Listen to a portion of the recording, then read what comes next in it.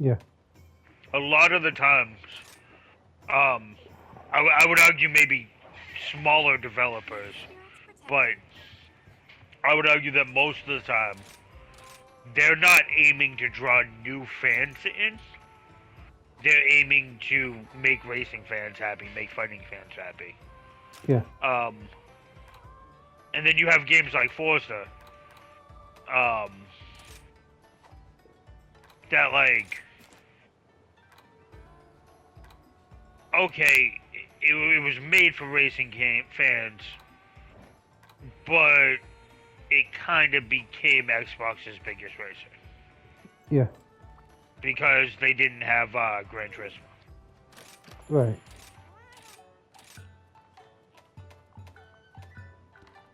And I think Gran Turismo is a good example of like, Gran Turismo is 100% a racing game for racing game fans.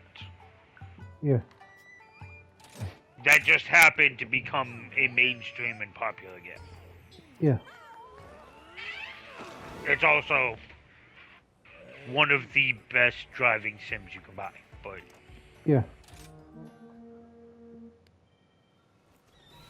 But Forza and Gran Turismo are more racing simulations, where the Need for Speed is more like arcade racing. yeah.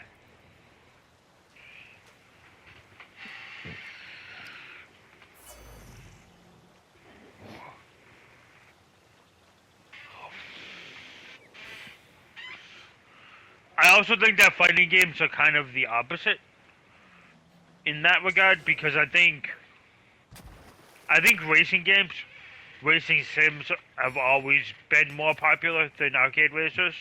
Right. And I would argue that they've always been better. Yeah. Because obviously the cars handle more realistically, and Yeah. I think fighting games are the exception of that. Yeah. People want the flashy, over-the-top fighting game more than they want like the realistic fighting game. Like,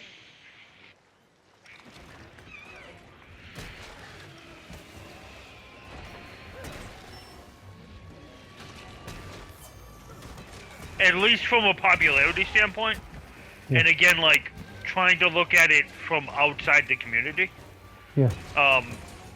Because obviously, I think fighting fans would disagree. Yeah. But basing it purely from a popularity standpoint, and basing it purely from like sales of units, ratings of games, that type of shit. Yeah. I think Street Fighter type appeals to more of a demographic, or a wider demographic, Yeah. than games like Tekken or Virtual Fighter 2. Yeah.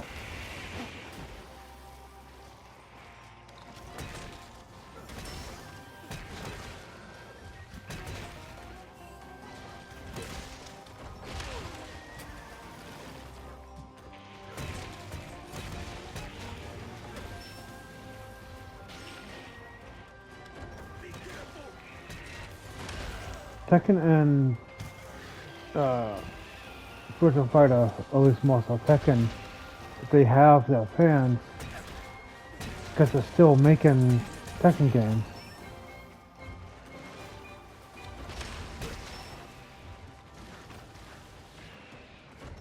At least as far as I know, they're still making Tekken games. Well, I'm just saying, look at the numbers. Yeah. You know what I mean? Newest Tekken game sells, say, 3 million units. Yeah. Newest Street Fighter game sells 20. Yeah.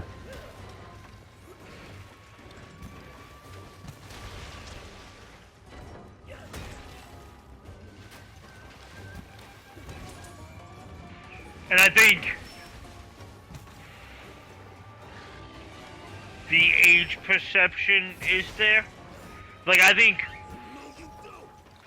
I think more parents or more people are more likely to let their kid play Street Fighter than they are to let their kid play like Tekken or Virtual Fighter. Right.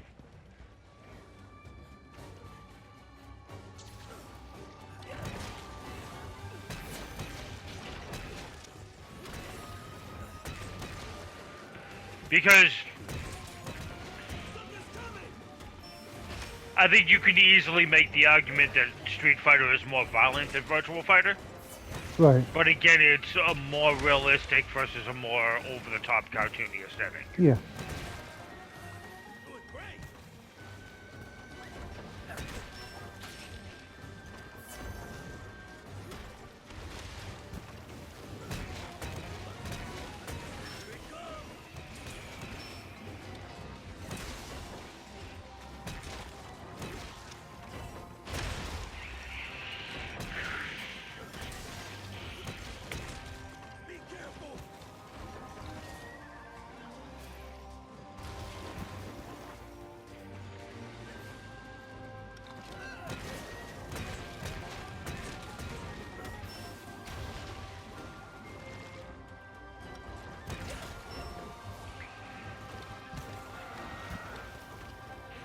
Cause I was just thinking, when was the last time you saw like a new Soul Calibur game?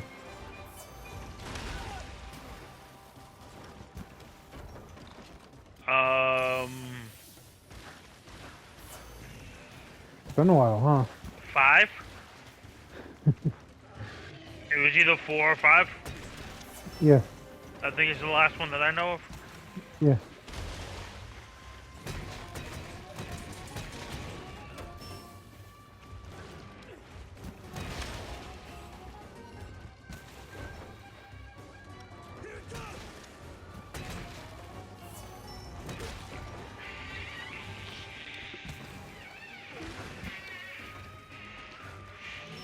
And as far as I know, they don't even have like spin-outs out to tie people over to like whatever the new game is.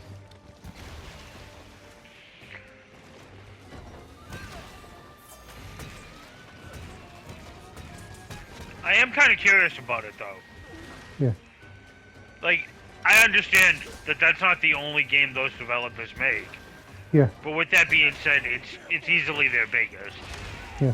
And how do you pay your bills if you're not putting a game out? Yeah. Like, sure, I'm sure they still get money, even though a small amount. Yeah. But I'm sure they still get money from, like, the entirety of the franchise as it Yeah. stands. Yeah. But I don't imagine that that's enough to, like, actually live on. Yeah.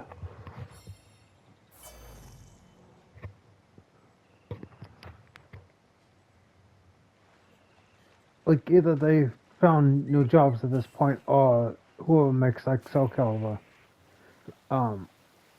the team that makes Soul Calibur, obviously makes like other games that sell more.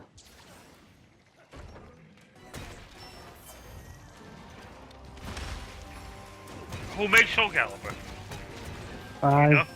think Namco.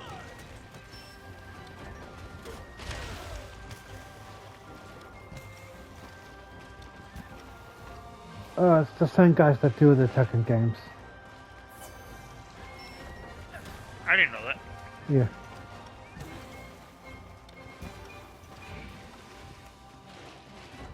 When's the last Tekken game that came out? I imagine way sooner than the last Soul Calibur. Yeah.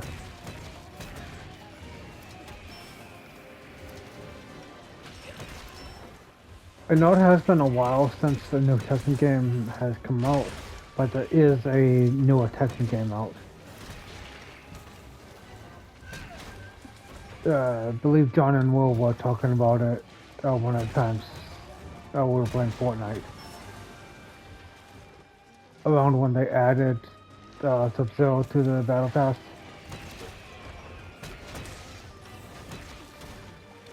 I don't remember.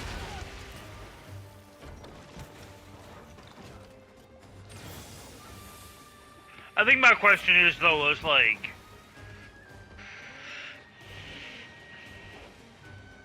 one, is it just a dead franchise? Which I think could be kind of viable. Yeah. Because obviously it's an older franchise. Yeah. And if not, they have to make more money from Tekken than they've ever made from Soul Calibur. Yeah.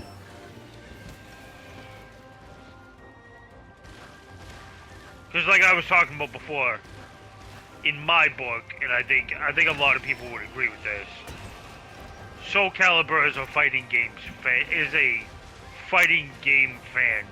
type of fighting game. Yeah.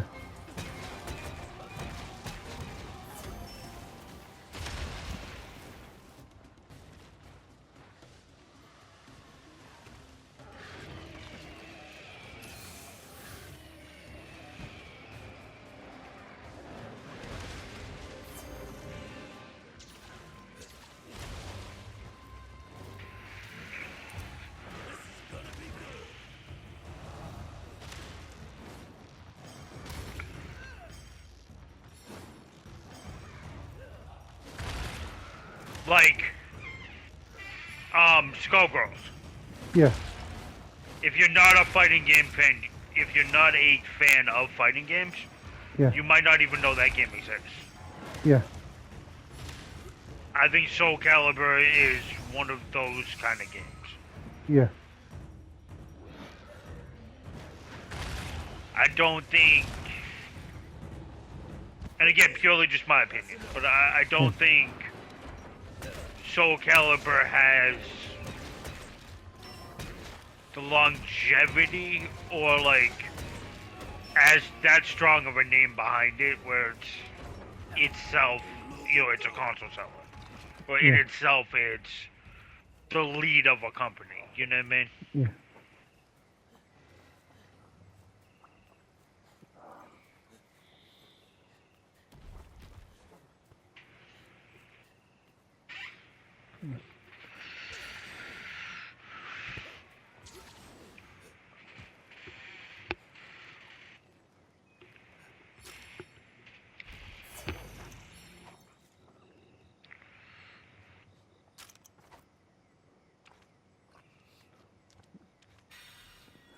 Plus, I know arcades aren't really a thing anymore, but I imagine that, like, Yeah. more arcades are putting a Tekken machine in before they put a Soul Calibur machine in. Yeah. Which is kind of your bread and butter there. Yeah.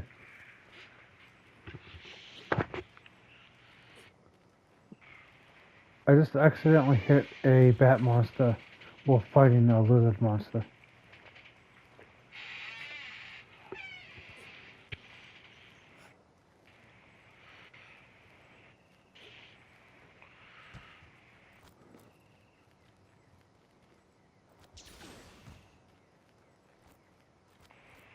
I wonder why there's no modern day arcades. Or at least not as many.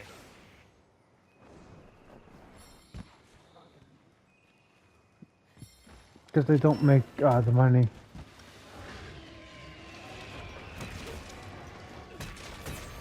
They do though. Like companies like Dave and Buster's, for example, Yeah. have kind of showed that there's a demand for it. Yeah. Most people that go to Dave and Buster's go for the fucking, basically cheap beer and arcade games. Yeah.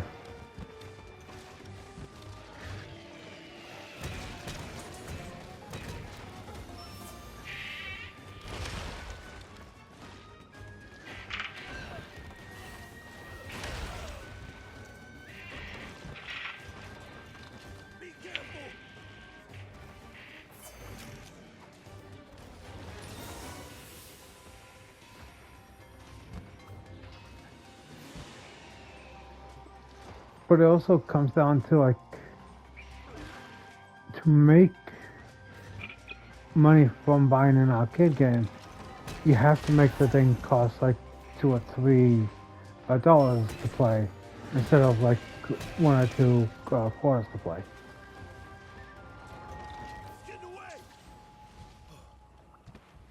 Or at least that's what it seems like to me.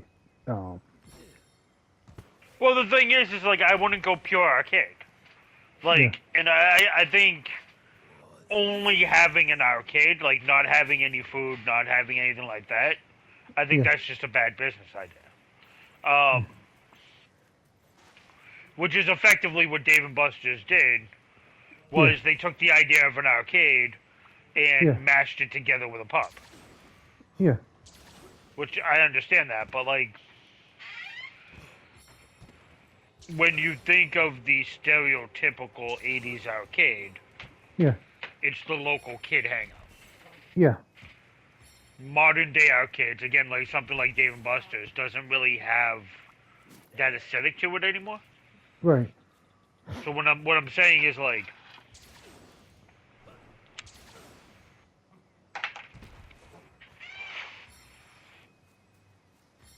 where's the juice bar arcades? Where's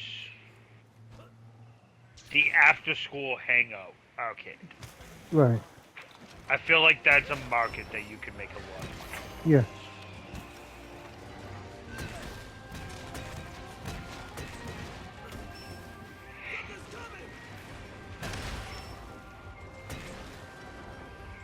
Like,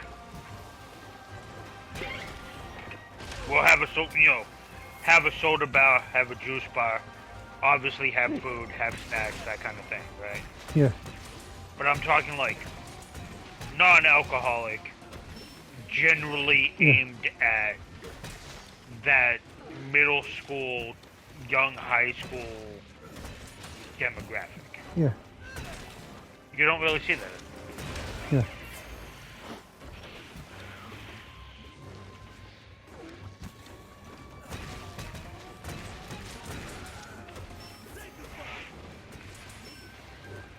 I think there is truth to like arcade machines, arcade cabinets breaking, and Yeah. like you were saying, you can only charge like $1 to play the game on a $500 machine. Yeah. But what I'm thinking is like, I wonder if there's a way to like subsidize the income with that, where you're basically like that. I think that's why I like the idea of the juice bar, because like that would be where you're actually making your money. Right.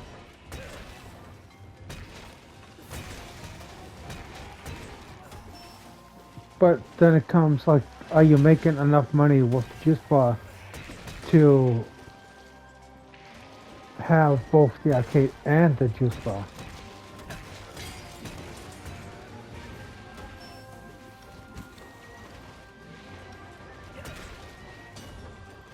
Because what I've noticed, at least internationally, is the gaming hubs have kind of changed. Like, they have gaming cafes and stuff like that. Yeah. That are relatively successful in the same, same light of success of like old school arcades. Yeah.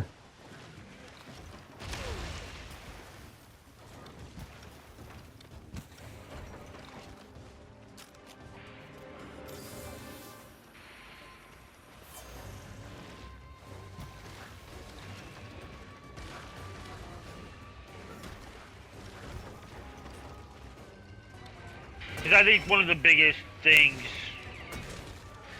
that I know of that kind of caused the downfall of arcades was the simple, just general safety of the kids there. Yeah. Because obviously there was a lot of drama that happened because, well, not because of arcades, but because of that local hangout spot in that way. Yeah.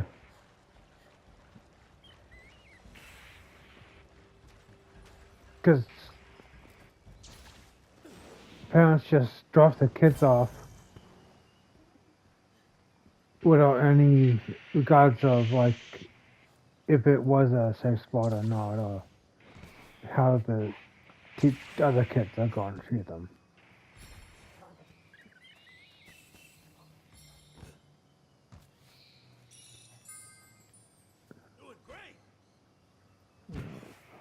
I don't even think it was a matter of that. I think it was more Yeah.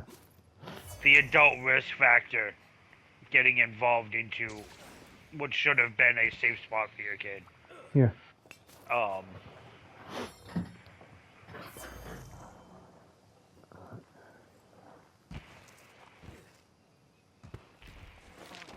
do I get underground?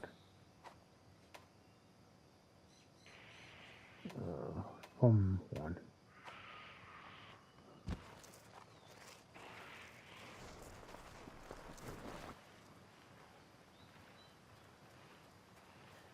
Listen, I'm all for equality and all that, and I don't want to sound like a complete asshole, but like, female versus male tag team, I feel like they're just gonna get destroyed.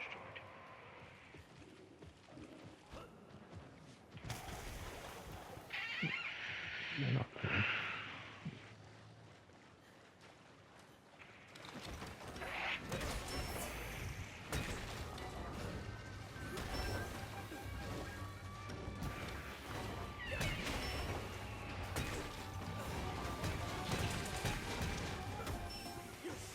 Why is he a high flyer? That's amazing. Because he thinks he's Batman.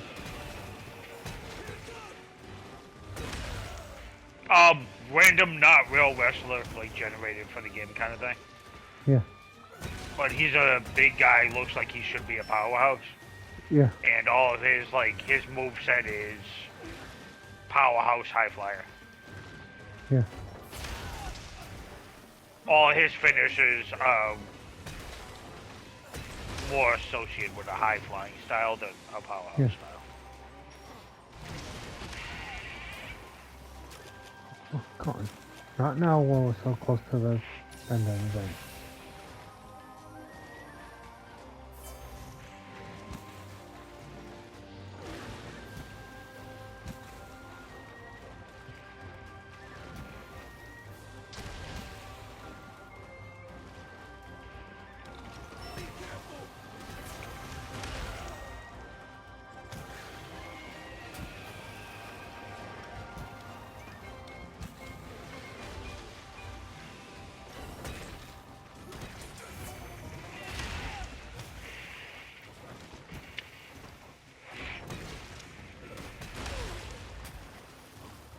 Come on.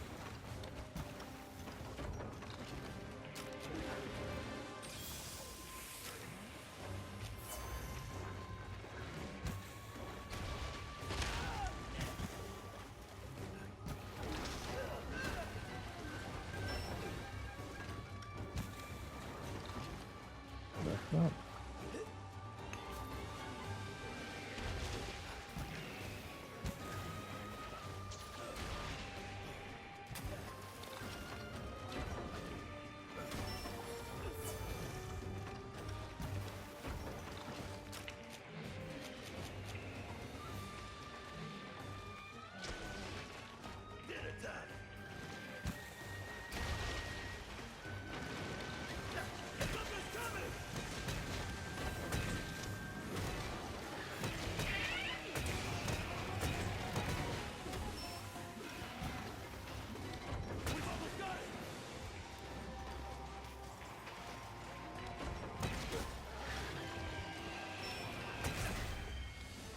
And down you go.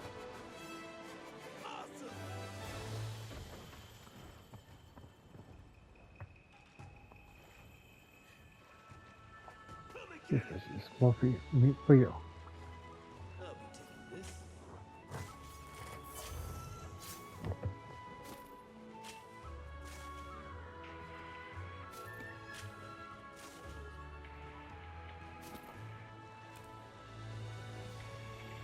My music put the monster to sleep, Danny. Haha, your music sucks.